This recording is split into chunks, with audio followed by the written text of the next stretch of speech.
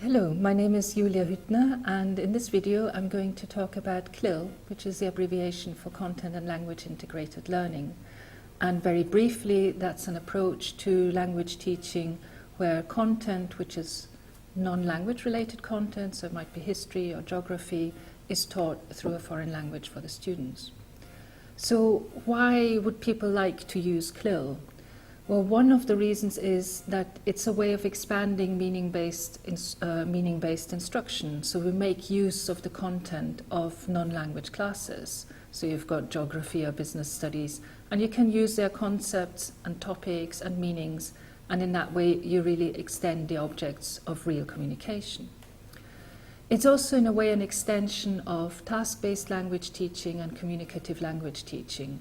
You've got one huge communicative task, which is learning the content of a different subject, and that can be used through the L2 to gain authentic communication.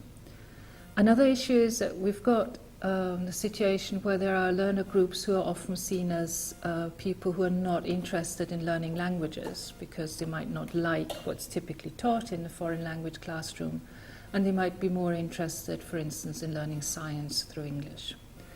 And politically, there's also been the reason to say Europe is multilingual, the European Union is multilingual, and language teaching approaches had to be diversified to increase the language competence of EU citizens.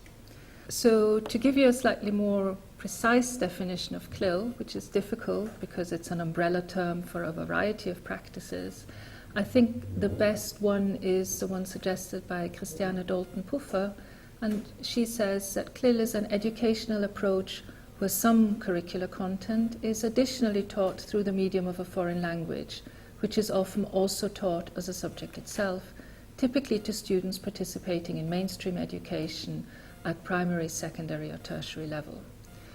So within this umbrella term, which covers quite a lot, we've got some similarities. And the first important similarity is that typically the L in CLIL for language is English.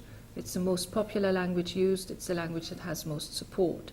Another similarity is that the C for content tends to be primary. So if you look at the schedule of a school that uses CLIL, a CLIL history class will be scheduled as history, and it will be typically the history teacher teaching it, the assessment based on history. We've got quite a few differences as well, and those involve importantly the amount of instruction that is held in the target language, and that can range from very short periods, so maybe just repetitions at the beginning or at the end of a lesson, to maybe having a subject completely taught in the target language. We've also got variety in terms of who teaches CLIL. So rarely, but it does sometimes happen, we've got the English teacher teaching a CLIL subject because they feel confident enough to teach history or geography or maths. You might have two teachers, so you have the subject teacher accompanied by a language teacher working as a team, and most frequently you have a subject teacher who feels confident enough to teach their subject through the foreign language. Further difference is the level, so we've got CLIL from primary or nursery level up until tertiary level of instruction, and finally there are differences in terms of how voluntary the participation in CLIL is. But it's not that there are no arguments against CLIL. And some of them are that it seems to overemphasize the role of English.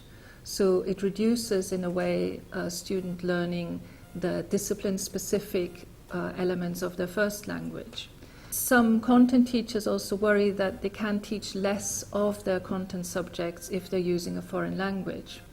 An important criticism, I think, is that possibly it's not suited for all learners. So learners might not be motivated to learn mathematics at all, and they might become less motivated in learning it through a foreign language. And also there seems to be some suggestion that you need to have a threshold of foreign language competence to benefit most of using CLIL.